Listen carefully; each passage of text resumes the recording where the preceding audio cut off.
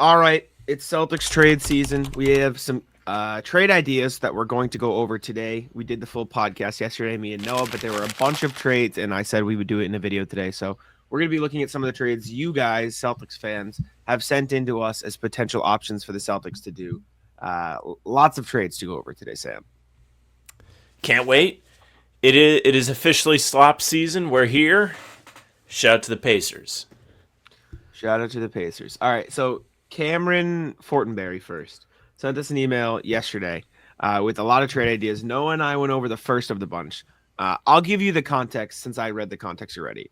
Okay. Every scenario he sent us is 3 steps, and Okay. all of which designed to get under the second apron. So it is 3 Well separate thought out. trades, 3 separate whatever to get under the second apron. He said he used Fanspo. I prefer it over Spot Track, but I'm confident the numbers would work on Spot Track. We're going to trust Cam in that sense. I'll pull it up if we really feel sus about it and I don't know. And then he also mentioned Hauser, saying he believes Hauser Shireman can replace Hauser, and then getting rid of Hauser is more about the salary number, which I understand. Example, Noah and I went over this one. The first of these trade options is a 4-teamer. Celtics get Wendell Carter, Najee Marshall, Jaden Hardy. Dallas gets Drew, John Isaac, and Corey Joseph. Orlando gets Gafford and Washington. Brooklyn gets Powell, Houston, and a second. That's the first trade. And then the Celtics trade 19 to Brooklyn for Hauser and 28. And then another Boston, LA, Utah trade that is Rui and Connect to Boston, KP and Martin to LA. That's Kenya Martin. And then Utah gets Kleber in a future second. Noah and I determined we don't think the Lakers make that trade. I don't think they give up Connect for Porzingis. I also You don't think know. so? No. I mean, They're going to give him up for Mark Williams. Yeah, then that's the whole point. They didn't. they rescinded the trade because of the injury issues, and they didn't want to give up their guy for somebody who they weren't sure was going to be on the court. So why would they do it now? For an older player, maybe because they just lost a playoff series with Rui playing center for them in an elimination game where Rudy Gobert hit him with 24 and 27. After what we saw from Porzingis, you think he's the solution to their problems? Dude, he was sick. I think we're a little bit too down on the potential that a team could talk themselves into with Porzingis. There are absolutely concerns. You're not wrong to feel like there are injury concerns, and he has an injury history. It's completely valid. But even in the weeks after he came back from the sickness at the end of the regular season, he was nails. He was awesome. Listen. If I'm a team with championship aspirations, which I'm not saying the Lakers are going to be a favorite, but you have Luka and probably LeBron, you will try to win a championship, right? That's how it works. I'm not trading a guy who just played 35 minutes a night for me all season and my rookie from last year who showed some promise for a guy who was played off the floor. Theoretically, he could be back, yes, but I'm not trading a 35-minute a night rotation piece and a solid rookie for he should be back to normal, right? Like that's just not worth the risk in my mind. Like that, it's too big of a leap.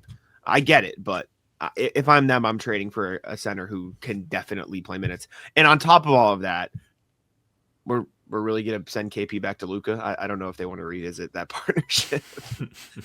Hey, they made amends. You heard KP on the Reddit pod. He's like, I could have been better. I don't think this is happening. I don't think LA is gonna want KP, and certainly not for Rui and Connect. But anyways, that was the first example. Let's go to the trades that we haven't looked at yet. So first trade is Boston gets Najee Marshall, Keontae George, Johnny Juzang in the 19th pick. Dallas gets Drew and KJ Martin. Utah gets Whitehead, Johnson, and Martin from Brooklyn. Okay, and then Brooklyn gets Gafford, PJ Washington, and 28. It saves the Celtics 16.2 mil, and they will now be 3.6 above the second apron. Okay, breaking this down, I think it makes some sense. My biggest issue with some of these is 4-team trades are so rare. Like 4-team trades require so much buy-in. Everyone has to be overly happy. So whenever I see a 4-team trade, I just immediately get skeptical. I get it. I don't know why Utah does it. It feels kind of pointless for them. I'd rather just trade KJ Martin for a second or two than take a chance on 3 players who are pretty whatever in the grand scheme of things from Brooklyn. So if I think Utah would want some sort of more value here, but I understand. Oh, wait. Utah's giving up Keontae George for Derek Whitehead, Keon Johnson, and Tyrese Martin. I don't think that. And also, they're another draft pick this year. Yeah, I don't. Oh, no, I'm sorry. That's from the Nets. Yeah, 19's from the Nets, but I don't think they give up Keontae George and Johnny Juzang, both of whom, mostly George, but played like some minutes for them, for three guys who are, with all due respect, probably going to be out the league in a year. Well, they would get Cam Johnson, who won't be. Oh, that's Cam Johnson. I thought it was Keon Johnson. I'm guessing it's Cam Johnson from the Nets. I don't know. I don't think it is. I don't think that would work financially. I think that's Keon Johnson. Keon Johnson, isn't he on Utah? No, that's Keontae. All right, I'm sorry. But I'm almost positive. I'm almost positive that that's Cam Johnson. There's no way you. Let's see. What's the breakdown? Oh, it says Keontae George only makes $4 million. What does the breakdown say? Does it say anything about Cam Johnson? It just says, or is it just says about the Celtics? This is just for the Celtics. This is just the Celtics. But Keontae George only makes $4 million, so this wouldn't work financially if that's Cam Johnson who makes 20. Why doesn't it work for Utah though? Don't they have space or no? No, they pay Laurie, they pay Collins. Exactly. That's what I'm saying. That's Keon Johnson. I think it can't. It cannot be Cam Johnson. And if it is Cam Johnson, why would Brooklyn do it? Why would Brooklyn give up Cam Johnson for Gafford, PJ, and 28 when they can probably get multiple firsts for him? You know what I'm saying? New rule. If you're going to send us trades and there's a guy with the same last name, use the first name. We need the first name. But, like, I still, regardless, Cam, Keon, doesn't matter. I don't think it's worth giving up what Utah ships out in this trade. I think Keontae George is a player who's shown, like, a little bit of promise from them. Like, he averaged 17 and 5.5 this year with 67 games played and just about half of them off the bench. So he's not somebody who is sharp just yet, but he's taken a step in the right direction at just 21 years old, with Utah trying to rebuild their roster and, you know, gear up to have a competitive team down the line. He's not the kind of player I think Danny Ainge is itching to offload. I agree. Okay, we're gonna have to go a little faster than this if this isn't gonna be an hour-long video, because we have a lot. Because each of these is 3 separate trades. The second trade is Boston, Orlando, LA, Atlanta. Boston gets Wendell Carter and 25. Orlando gets KP 32 and a future second. LA gets a Kongwu. Atlanta gets KCP, Rui, and Connect. I don't know why Atlanta would trade that. I feel like a Kong was a pretty good young player, or youngish player, and KCP's contract is horrendous. I feel like Atlanta would say no here. And we're for context, we very much appreciate all these trades. I'm just being overly critical because I feel like trading in the NBA is very hard, and so I'm just automatically going to be overcritical just as a baseline. But the 4 teams makes it hard to please everybody. Like exactly. Like maybe if you talk yourself into a Wendell KP swap, you can probably do it mentally. Like be like, oh yeah, like I think it kind of makes sense. Orlando would benefit from more consistent 3-point shooting, but at the same time, Wendell Carter was pretty good in the playoff series against Boston. Like they probably don't feel bad about his fit with the team at the moment. I think they like him, so I don't know if they're itching to get rid of him either. Yeah, and then the last one is Boston gets Sasser in a 26 swap, and Detroit gets Hauser in a 26 swap. Or so they just swap picks. That's fine. Kind of makes sense. I get it a little bit. I would just salary dump. Pistons could use the extra shooting. They've got Schroeder. Yeah. Well, actually, they technically don't have Schroeder, right? He's expiring. Yes. And then he says like a bunch of other stuff about re-sign Luke at this. I think Luke's gonna probably get more than that, 7.5. The Al cut JD Drew X. Drew's on a 2-way, so his salary doesn't matter. But yeah, or it doesn't not matter, but like. I understand. Like, you can just get rid of him. Okay. Thank you. Third trade. Okay, new trade. Boston, Atlanta, Lakers. Boston gets Terrence Mann, Dalton Connect in 22. Atlanta gets KP, Rui, Kleber in 28. LA gets a Kongwu. I don't hate this one. I think this one makes a little bit of sense. I get it a little bit. My only thing is that I get it saves the Celtics $11.2 million. This Terrence Mann contract is horrendous. It is so, how long is it? Like 3 years past this one for like 16 apiece. It's really bad. Like, let me look it up. Let me double check before I look at it. Okay. Terrence Mann is gonna make Yeah, so he's under contract 15-5, 15-5, then 16, like not including the season that just wrapped. So Okay. 3 more seasons at 15, 15, 16, which is really not good because he has not been good at all. So here's what I'll say about that I get it. is Terrence Mann making that money may not be what you want, but it does open the door. One, you're already saving salary. But two, it opens the door down the line for you to move that contract again in a different move, Sure. whether you need Yes. to trade for salary reasons or maybe you're just trying to match salaries. I don't know what it is. Let's see. This season, yeah, he really And wasn't you get great, Connect, which Rui, Kleber, and Connect for Okongwu. I could see why they would do that. This is my favorite trade that has been like I like it from a realism and a Celtics. I just worry about the man contract, but I get your point too. Like you could move it down the line. This is the best trade of the bunch so far, I think, in my opinion. Let's see. When Mann was with Atlanta this year, he played 30 games, He was all right. shot He shot okay. 54% and 38.6% from three on almost 3 attempts a game. And he also had Massachusetts ties. I'm in. Yeah, this just trade's fine. Next is Boston, Dallas, Orlando. Celtics get Wendell Carter Jr., Najee Marshall in 16. Dallas gets Drew and Corey Joseph. Orlando gets PJ, Jaden Hardy in 32. Saves them 12 mil. I don't know if Orlando does this. Orlando's not Maybe giving up do that it. 16 for Drew. Yeah. Well, no. They'd get PJ Washington, Jaden Hardy. Orlando would. Oh, I'm sorry. I misread that. Yeah. Still Dallas don't think they're giving it up. I still don't think they give up 16 either. Yeah, but I get it. I get the framework. And then another Boston, Detroit, just Sasser Hauser first to Boston, second. I that's fine with me. I get the dump. This is my favorite options set so far. That first one with the Lakers, I think, makes a lot of sense. Like we talked about the Lakers needing a big guy. Okongwu has been pretty decent in stretches and could be a decent option for them without having to break the bank. Yeah, Okongwu's good. Is he under contract? Yeah, he's under contract 15, 16, and 17. He's on a really good deal right now, so that's fine. I like that. Next, Boston, Dallas, LA, Brooklyn. Jesus, a lot of 4-teamers here. Okay. Celtics get Najee Marshall, Jaden Hardy, Dalton Connect. LA gets Gafford and Powell. Dallas gets Drew. Brooklyn gets Kleber in a 25-second. I don't hate it.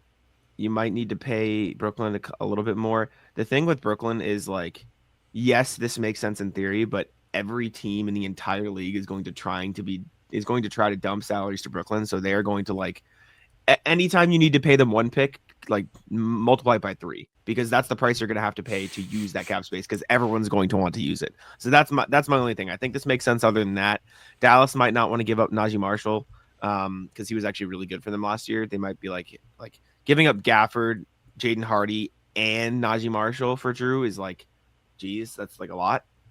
And I think Brooklyn would want more than 1 second, but I like the framework as a general thought process.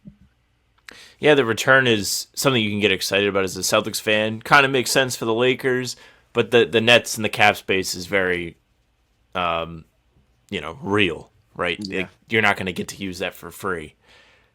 So, probably needs some work, but the players involved kind of make some sense. Next is a 4-teamer: Boston, Orlando, Chicago, Portland. Boston gets Wendell Carter Jr., Gary Harris, and the 16th pick. Orlando gets Anthony Simons, Vucevic back, and Rupert. Chicago gets KP in 28. Portland gets Jonathan Isaac, Cole Anthony, Ayo Dosunmu, and Jet Howard. I don't think Chicago's trading Ayo Dosunmu and Vucevic for KP in 28. I don't think that's enough value back for them. Ayo Dosunmu's a good player, and if I'm Chicago, I need more than 28 to take on KP for Vooch. You think so? My own. You wouldn't do it 1 for 1? No. The problem is we just don't know what Chicago's trying to do. Well, yeah, but what's the point? Like KP in theory is better, but only if he's on the court, and that's a big if. And then at that point, you just you keep the guy right? You just keep the guy who's been a part of your organization for like 4 years now.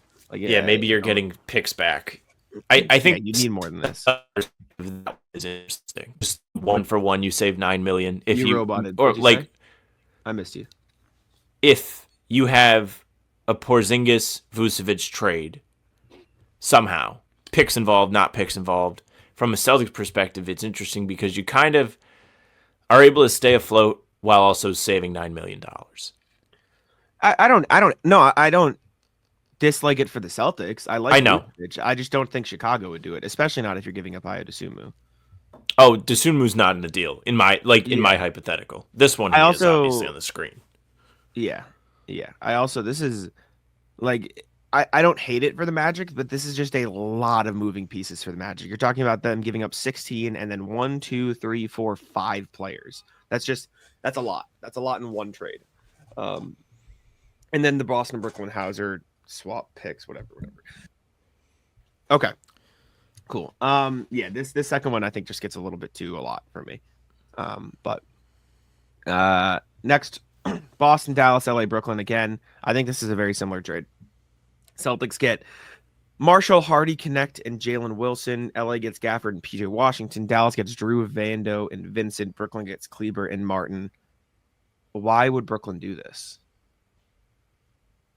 Why would Brooklyn take on Kleber's contract in 3 years of Caleb Martin at $9 million a year? I think it's only 2, but still stands. Don't know why they would do it. There's no draft picks even going to them. That's what I'm you saying. can add draft picks to this, and it doesn't affect the salaries. So if you like the salaries, Player option last year. oh boy, no, Yeah. that's no good. I don't think Brooklyn does this. Me neither.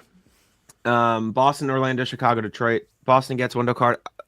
I hate Wendell Carter, man. I don't like Wendell Carter at all. Wendell Carter, Sasser, and the 26 swap vest with Chicago. Orlando gets KP and Fontecchio. Chicago gets Isaac and Stewart. Detroit, KCP and Dosunmu. I don't know why any of these teams do this, to be honest.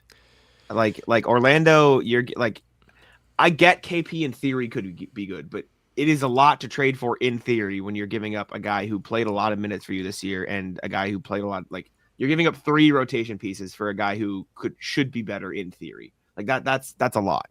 Chicago, Isaac and Stewart. Like I don't know if they're giving up a first and Dosunmu for that when they don't even know what direction they're going in. And then Detroit, this KCP contract is terrible. And Dosunmu would be good. Detroit's the only one that I could see like maybe, but even then you're giving up Stewart, who is really good for them in the playoffs at times, or just a good player in general. Like I don't know. It saves Celtics a lot of money, but I just don't know how realistic it is.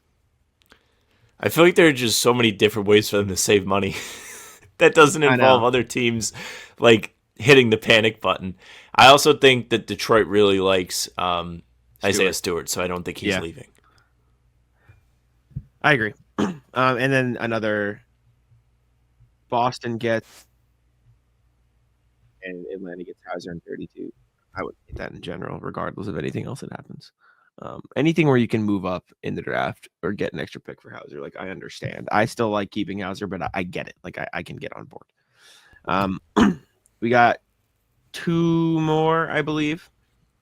Okay. Go over from Cameron here. First one is Boston, LA, Dallas, Atlanta. Celtics get Vanderbilt, Connect, Christie in 22. LA gets Gafford. Dallas gets Drew and Terrence Mann. Atlanta gets PJ, Najee, and Powell. Sure, I guess. That Vando contract's pretty rough.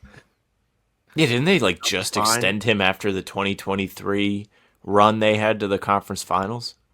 Yeah, so Vanderbilt's going to be making 11-5, 12-4, then 13-2 with the player option in the last one. I guess it's not that much money, but you don't really. One, he is a sneaky injured guy a lot, and when he's out there, he can't shoot for shit, so he gets treated like Ben Simmons.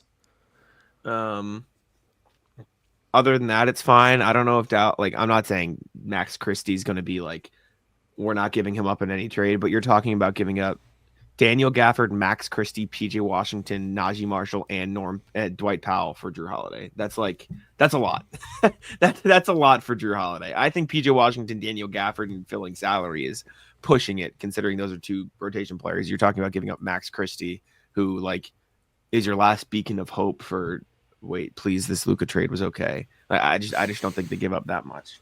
And then Atlanta gets off like fucking bandits here. What? They get 2 rotation pieces for 22 and Terrence Mann. Yeah, I don't know. I don't know if Dallas makes that trade. That's a lot for them to give up. I think we, as a community, need to figure out what the Drew Holiday value is.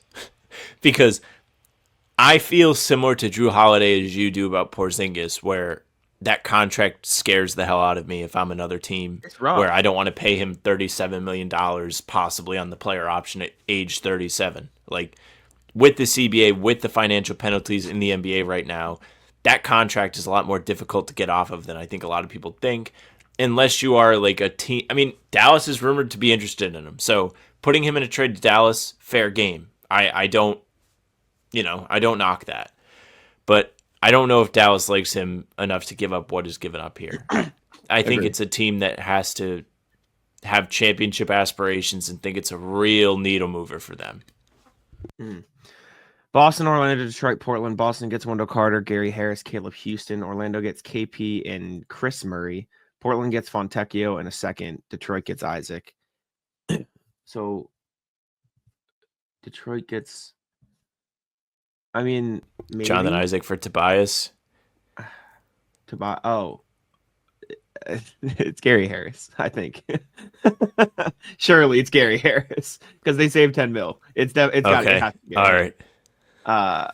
I think first names. We need first names. We need first names, please. I think it has to be Gary Harris because We need or to else do a the Celtics- breakdown for if it's Gary Harris and if it's Tobias Harris. I also don't understand how the Celtics saved 10 million here because Wendell Carter makes. Wait, hold up. I don't think this is financially. We're in Spain without the S. Wendell Carter makes. Okay, no. Maybe it would make sense because that'd be about 17 plus 19. Yeah, okay. 10.1 makes sense, actually. That's fine, yes. This is definitely has to be Gary Harris, though. I guess this is fine, but it saves not enough for I don't know. It's fine. I guess I don't think Portland would be interested in giving up Chris Murray for Fontecchio in a second, unless they really don't like Chris Murray anymore. I don't know if Detroit is like going to be in love with Jonathan Isaac when they need shooting, and that's not exactly what he brings to the table. But it's fine. I guess I get it. I also don't know if Orlando is going to be itching to trade for KP after what just happened in the playoffs. I know he could be better, but after that firsthand look they got at the worst of the worst, I don't know if they're going to be like, yes, please, we need KP. Isaac is not valuable for Detroit because they already have Jonathan Isaac. They have Asar, who Also true. might get to be better than Jonathan Isaac. So I don't know if they have a need for a second one of those guys. Then we got a Hauser Brooklyn swap, similar. Boston, Dallas, Atlanta. Boston gets Gafford, Christie in 22. Dallas gets Drew. Atlanta gets PJ in 32. This is fine. Atlanta needs to give up more. Atlanta's giving up 10 spots in the draft for like a position player. Gafford and PJ. I don't. Does that money work? I need to check that money because I don't think that's enough for Drew. But Check the money. I just think this is like this is like I said. I think Gafford and Washington plus salary filler is like breaching the barrel of like, is this good for Drew Holiday with that money? Adding Max Christie into it is like, all right. I don't know if Detroit would be on board with that. I think Gafford and PJ financially work, so adding Christie to that should also work for them, right? Does it? Yeah, I'm pretty sure it does. Like if you just did a Celtics trade where it's like Okay. Gafford goes to the Celtics and you send PJ to a different team, like All right. I actually don't hate this. Atlanta is essentially Christie giving makes you more than I like thought. before. I think we talked about a trade where it would be like Boston, Dallas, and Brooklyn, and the Celtics can pick between Gafford and PJ, and Brooklyn takes the other one on for some draft capital. Atlanta is playing the Brooklyn role here, but their reward is actually PJ. Like they actually want that type of player on their team next year. So that their cost is the draft pick, the moving up in the draft. I don't actually hate that one. I think it makes a little bit of sense. Does Atlanta have a TPE? Because it doesn't let me move PJ into a TPE, so I don't think it would work for Atlanta. Uh-oh. Not good. Maybe they do, and it's just not showing up on Spot Track, but usually it does. So I don't know if this would work for Atlanta unless they can renounce their free agents. Then it works. Yeah, I don't see a TPE for Atlanta, so I don't think. I don't know if this works. Let me see, Atlanta. I would need to look. I don't know if they have a TPE for this. Maybe they do. I'm seeing it like this is Google AI. Anyways, I don't know. Regardless, who knows? I don't know. This seems like a lot for Dallas for that Drew contract. Like giving up Christie seems like it's gonna be the straw that breaks the camel's back. Boston, LA, Brooklyn. KP goes to LA. Vando connect in 36 to Boston. Rui goes to Brooklyn. Again, I don't know if LA is going to give up Connect and Rui in a KP trade. I just don't think it's going to be worth the risk for them. Like you can't really afford to make that risk, in my opinion. Like you need somebody who you know is definitely going to contribute at center. And in theory, Kristaps should, but that theory word is doing a lot. You always need a heavy backup lifting. with Kristaps. You have to. I mean, even the Exactly. Celtics, like Horford, you could trust him in the Cornette. 2024 run. Cornette, like those guys are real players. Like if Porzingis isn't good enough, you don't even have Rui next year after this trade to be your center in Game 5 against the Timberwolves. Yeah, and then Sasser and a first for Hauser, I think is fine too. Final rankings, option summary. What is this? Option 7. He likes option 7 the best, which is this one we just looked at. I just don't know about the Lakers stuff. Anyways, thank you, Cameron. Hopefully that satisfied everything you wanted us to go over. Apologies if it doesn't. Okay, we're just gonna look at these trades. Let me see. I know in a previous email I talked about Giannis. I found a few trades. Okay, these are all Giannis trades. These are all Giannis to the Celtics trades. How many can there be? I don't know, but let's take a look.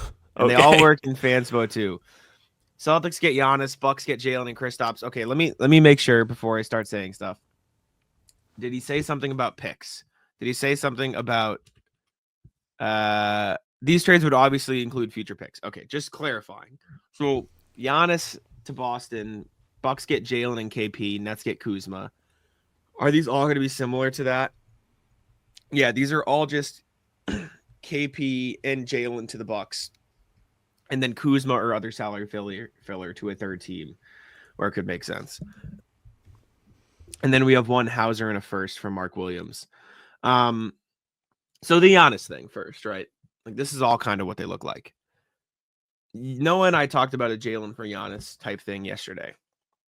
And the problem with this is the problem with the Bucks and the Giannis and Jalen and all that is no matter what team, no matter what they get back, the Bucks are going to gut the draft capital of whatever team they trade for Giannis. I don't care if they're getting Jalen or not.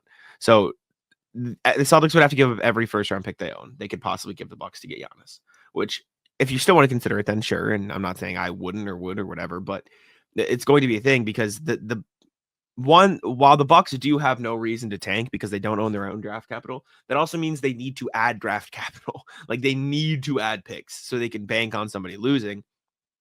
And I get adding Jalen, but at the same time, if you're the Bucks, would you rather add Jalen on that contract, or would you rather add short-term money who can maybe help you be good now, but also be off the books to have the flexibility? Like that's another thing you have to consider. Like I'm not saying Jalen Brown's contract is good or bad or whatever, but it is a large contract on the books if you're the Bucks, and not a lot of flexibility to compete around Jalen, even because Dame's contract is dead money right now because of his injury and all that other stuff. So I get it, and maybe they consider it because I do think Jalen's probably the best player they can get back in a Giannis trade, but it would have to be every single draft pick the Celtics own as well, and then they'd probably also have to pay the Nets to take on the money, and the Bucks wouldn't pay for that. The Celtics would have to pay for that. Yeah, the satisfying the Nets would be almost impossible because of the draft capital mentioned, where it's like Milwaukee needs that, and the Nets, the only reason why they do that is if they're getting draft capital. So I don't really know where that works out. The Giannis Celtics stuff, we don't have to spend too much time on it because I know it was part of the pod yesterday, but I'm just kind of torn on it because I don't know if I like the idea of gutting the draft capital for this. It's hard to be like, no, I don't want the guy that makes all NBA every year. But down the line, you're going to need those picks, and you'll miss them if they're gone, and you have a chance to be competitive even if you don't do this. So I don't know why you would erase any possible sustained success for this immediate bump. I get it because Giannis and Tatum would give you 2 top 3 players in the league, top 5 players in the league, whatever you want to call it. I just don't know if the draft capital would be worth it. Last thing, we get an email from Greg P. Is trading Tatum and Brown this offseason the most face-saving or humane? Oh my gosh. It took Durant 4 years from Achilles to ramp up to 70 games. If the new normal JT 1-2 years after return is 55 to 60 games, and the new CBA is structured to allow one supermax, you basically become Philly with Embiid or Clippers with Kawhi. Am I right? I don't think so at all. Philly, Kawhi, and Embiid never sniffed 60 games. They weren't sniffing that number. Tatum will never log the same minutes or attendance, thus lesser efficient star. He will never be the same player. Retooling next year for his return is therefore futile. So why not trade everyone? If you trade Tatum, Celtics get major blowback across the NBA among players a la IT. If you trade Brown, there's also blowback on the optics end too, especially after his don't trade me Tor and Dorchester. So why not trade both and chalk it up for a full rebuild? No hard feelings. I would agree that rebuilding with lesser younger players around a diminished or unknown JT is the worst outcome possible. Thanks, Greg. No. No. Jason Tatum, like, is there a small chance that he is never the same? Obviously, yeah. I don't see it, man. Not only is Tatum like a good 3-4 years younger than Kevin Durant was after the Achilles injury, Kevin Durant also like had some very, very good playoff runs and seasons immediately after. Like, we're talking His about first like, one was that the toe on the line. Nets. Exactly. Yes.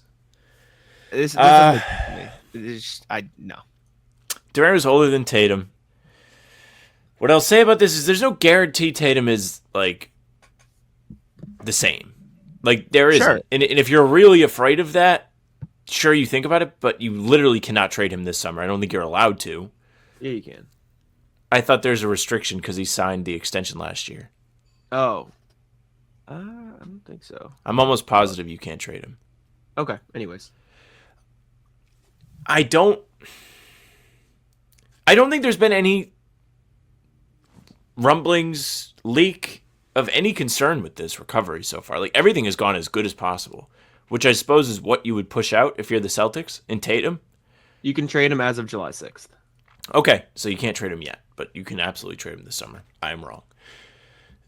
I don't think you do it. I don't think his value is going to be high enough to trade him. Even if like you were like in the Tatum camp where you're like, man, don't want him on the team anymore. Power rankings of worst times to trade Jason Tatum. 1 right now. But at the same time, power rankings of times you would consider trading Jason Tatum. This is the only possible time. Like realistically, if you like are the 32. biggest Tatum hater who didn't want him on the team even last season, is what I'm saying. Like not a normal Celtics fan. Listen, not man, a normal person in our shoes. The reason you don't trade Tatum is you mean a person with a brain, like a sensible human being. Sure. The reason you don't trade Tatum is the same reason you don't trade Luka, and the same reason everyone yelled at the Mavs and is still going to yell at the Mavs forever. There is no guarantee you ever get a player as good as Jason Tatum on the Celtics ever again. There's no guarantee. There's never a guarantee. There's never a guarantee you get a player as good as Luka on the Mavs ever again. Maybe Cooper flags that. Maybe he's not. You never get a guarantee because the Mavs had a 2% chance of winning that lottery even. Like, trading Jason Tatum and Jaylen Brown doesn't make any sense. Like, it is obviously there's no guarantee he's going to be 100% to what he was, but saying like, oh my God, he's only going to play 55 to 60 games. And like, you don't know if he's ever like comparing that to Joel Embiid and Kawhi is insane.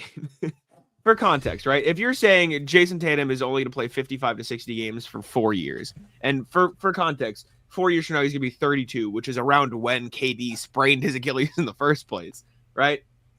Kawhi, for the past X amount of seasons, like he played 9 and then he played 60, 50, didn't play at all, 50, 68, 37 again. Embiid this season played, let's see,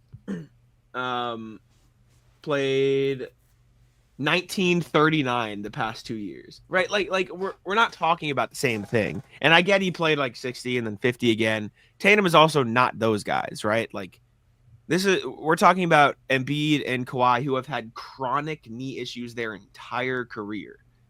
Could this linger for Tatum? Absolutely, but it's not like he's had injury issues up to this point, right? Like this is a new thing, and could it bother him? Yes.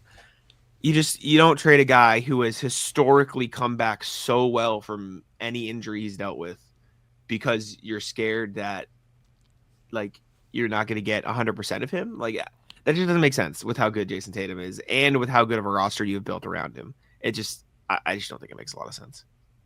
Yeah, this is a bad time to trade him at all. Like bottom line, even if you feel like they should, if you're Nico, like you're Celtics Nico, and you're like, I don't like this guy, I want him gone. Not the time to do it. Sure. I think there's reason to be concerned. Like, I think it's fair. We don't know what's going to happen when he comes back, but all signs point to things are going okay right now. Yeah. All right. Appreciate y'all for tuning in. Make sure to keep sending us email if you'd like to hear from us. We appreciate it very much. Leave a like, subscribe, and all that same. Take it out. Yeah, thank you very much for listening and watching, and a big thank you to everyone that emailed us. I wasn't here yesterday to do the show, but I'm sure we had more emails than just the 3. I know I had seen them pop in, so you guys have been awesome since the offseason started. HBTC Pod is the email if you're looking to get those in. You can subscribe to the channel, leave a like, and comment. Tell us how you feel about the trades. Tell us what your targets would be.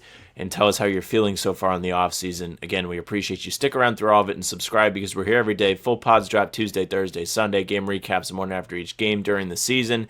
And other videos like this one in between to keep you up to date with all things Celtics. All pods and recaps are on Spotify and Apple too, so if you just want those, go ahead and follow. They will go right into your feed. Leave a 5-star review. We'd appreciate that very, very much. You can find us on socials at How About Them Seeds for Twitter, Instagram, and TikTok. Facebook is just the name of the podcast. All streams are there. They're on YouTube. They're on Twitter. Jack's Twitter's at JacksMoneNBA. Mine's at Sam LaFrance NBA. That's it for us. Bye. Taco, come on. Taco's having some fun here. That is bogus. These guys are ridiculous.